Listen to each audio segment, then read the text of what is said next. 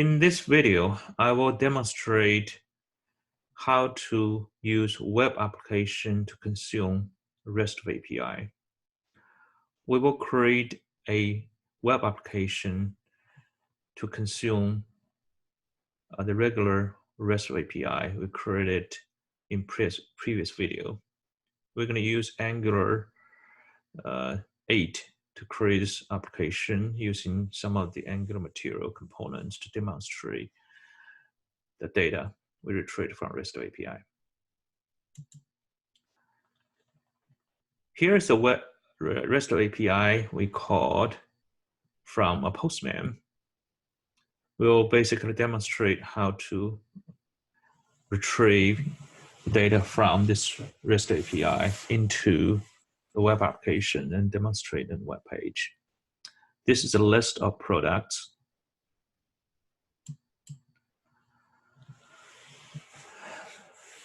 Now we create a Angular project. We call it ConsumeApi. We change to the directory. Then we open up Visual Studio Code. Within the Visual Studio Code IDE, we open the terminal. Now we run some of the installations to install the Angular material components, animations, and some other components we needed for this project. Now we added Angular material into this project.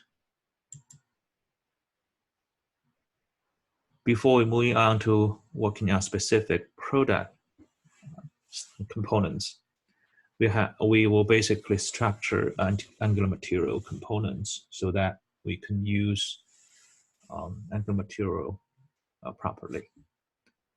We create a folder called materials. Then we create a file called material.module.ts. Within this file, we import Angular material components, modules into this file. Then we export this file as a material module. Then we import this material module into app.module.ts. Now we basically, and once we have done that, we export this module, app module, and basically all Angular module you imported here will be available in this entire application project environment. Then we're working on the product-related components. We need to create 3 different things to make it work. By issue these commands, we're going to create a service and class and component. We call it product service, product class, and product components.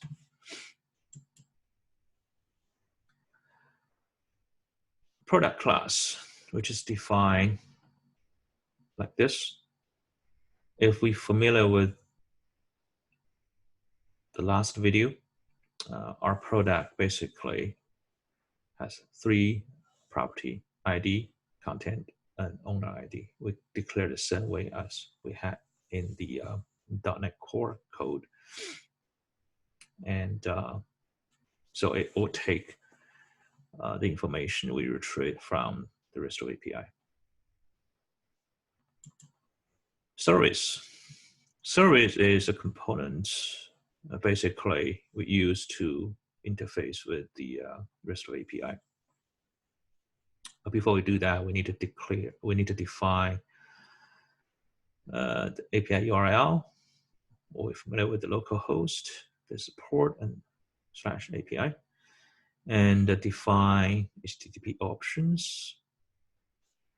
And we create 2 HTTP API, get products and get product. get products.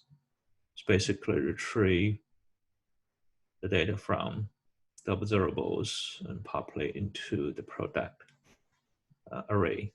Will basically give us a list of products. And get product ID, basically, we input ID as a parameter to retrieve only the single product corresponding to this ID. And here is some error handling code. And also we have a import some of the modules from the library to make sure it worked properly with this the service module. Now we're working on the product component.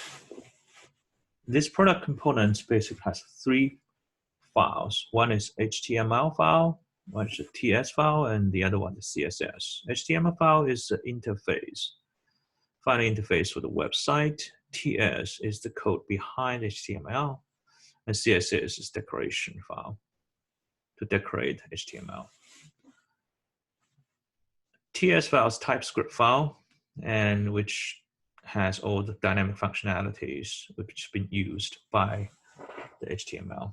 Here we basically inject the product service we created previously into this class, and so we can use it to retrieve the products, assign the data into this specific class data source, my data source.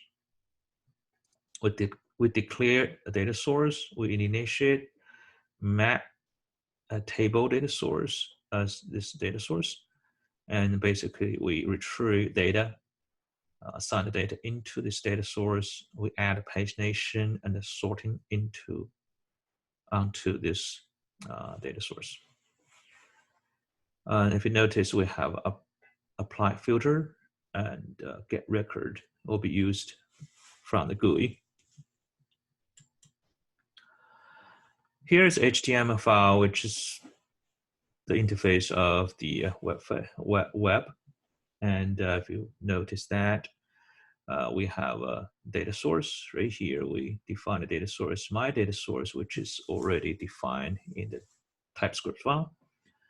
And within this table,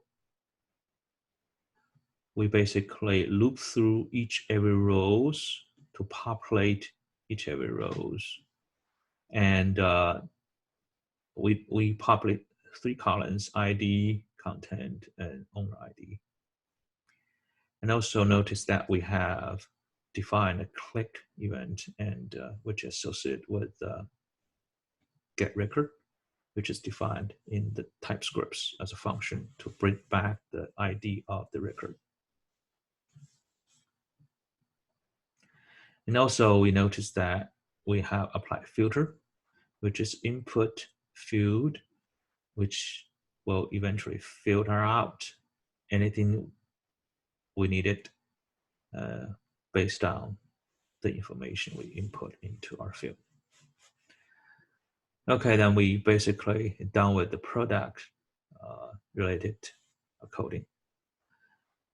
In order to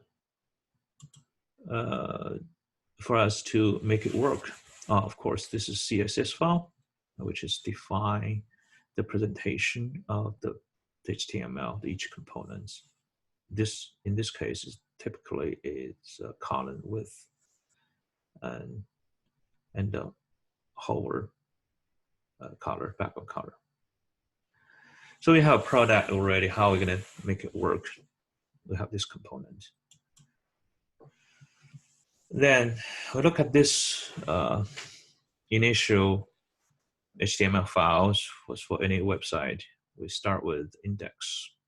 We don't put any specific path into it. We basically default as index HTML.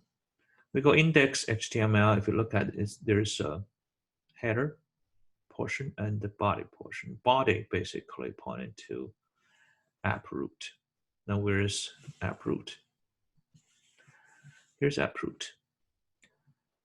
An AppRoot basically is a selector, and the template of this AppRoot is app.component.html, which is in this case is welcome title. Title is here, consume API, and basically you're going to see welcome to a consume API. And after this division, we have a router outlet. Then where's router outlet? Here's router outlet. This is navigation files. Here you can see the product components is imported here. And also define the navigation path. This statement basically says if there's nothing specified, I'm going to redirect my path to a product. And here's the product pointed to these components, which is this guy. This means when you open up a website for this typical web page, then you basically see welcome title, welcome to Assume API with the product information defined in the product components. Let's see if that's the case. All right, before we move on to run this application, we need to enable the retrieval of the data from RESTful API. In order for us to do that, we need to specify in the RESTful API application, this specific website is allowed to retrieve data from this application. Here's what we added in this application, which is previously we prepared in previous video. Just add this statement there. App.user course. We add this URL into it. Once we add it, it's ready to be used. So we go back to our Angular app. We issue ng-serve-o, and then we start up the application. Here we go. We have welcome to consume API. Now we retrieve the data from the RESTful API, which is what we have seen already. The ID is 292, 293, subject, and owner. And we have a filter, then we have a pagination here. And now we look at this. If we just type local host 4200, it automatically direct right in this product as we specified in the routing file, which is exactly the same as we run this URL application API in the Postman. So what we learned in this video, we basically learned how to consume a RESTful API using the web application. We create a web application called ConsumeApi. We use some of the Angular material components in this API, in this application.